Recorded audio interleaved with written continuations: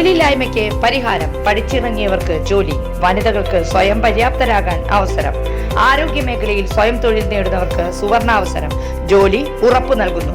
First aid and practical nursing, lab technician course, pharmacy assistant, Ayurveda Panchakarma OT technology, dialysis technology എന്നിവയിൽ 26 വർഷത്തെ സേവന പാരമ്പര്യമുള്ള Sreekrishna nursing institute, Kuruvila dental ആശുപത്രിക്ക് സമീപം, ബൈപ്പാസ് റോഡ്, ഓട്ടുപാറ, വടക്കാഞ്ചേരി.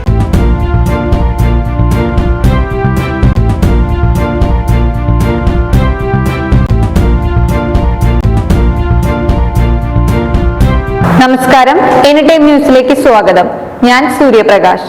കേരള കലാമണ്ഡലം ക്യാൻറ്റീനിൽ ഇനി മുതൽ മാംസാഹാരവും വിളമ്പും. കലാമണ്ഡലം നിലവിൽ വന്ന് 94 വർഷത്തിനു ശേഷം ആദ്യമായാണിത്.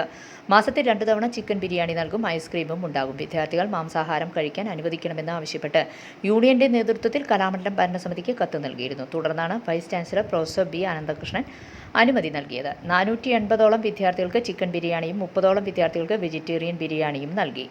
മെസ്സിൽ സൗകര്യമില്ലാത്തതിനാൽ വിയ്യൂർ ജയിലിൽ ഫ്രീഡം പദ്ധതിയുടെ ഭാഗമായി തയ്യാറാക്കുന്ന ബിരിയാണിയാണ് വിതരണം ചെയ്തത്. വൈസ് ചാൻസലറും രജിസ്ട്രാറും അധ്യാപകരും എല്ലാവരും ചേർന്നാണ് ഭക്ഷണം കഴിച്ചത്. വിദ്യാർത്ഥികൾക്ക് നിലവിൽ പ്രഭാത ഭക്ഷണത്തിന് നെയ്യ്, ചെറുപയർ എന്നിവയോടെ കഞ്ഞിയാണ് നൽകുന്നത്.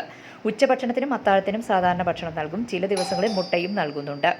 ഇതിനിടെ കേരള കലാമണ്ഡലത്തിൽ നോൺ വെജിറ്റേറിയൻ വിഭവങ്ങൾ വിളമ്പുന്നതിനെതിരെ കലാമണ്ഡലം മുൻ രജിസ്ട്രാർ ഡോക്ടർ NR ഗ്രാമപ്രകാശ് രംഗത്തെത്തി. കലാമണ്ഡലം വിദ്യാർത്ഥികൾക്ക് മാംസാഹാരം നൽകുന്നതോടെ ഫുഡ് പോയ്സൺ അടക്കമുള്ള രോഗങ്ങൾ വരാനിടയാകുമെന്ന് അദ്ദേഹം പറഞ്ഞു. കുട്ടികൾക്ക് കുഴമ്പിട്ട് ഉഴിച്ച് നടത്തുന്ന സമയത്ത് വൈറസ് സ്തംഭനത്തിന് സാധ്യതയുണ്ടെന്ന് അദ്ദേഹം പറഞ്ഞു. News desk any time news.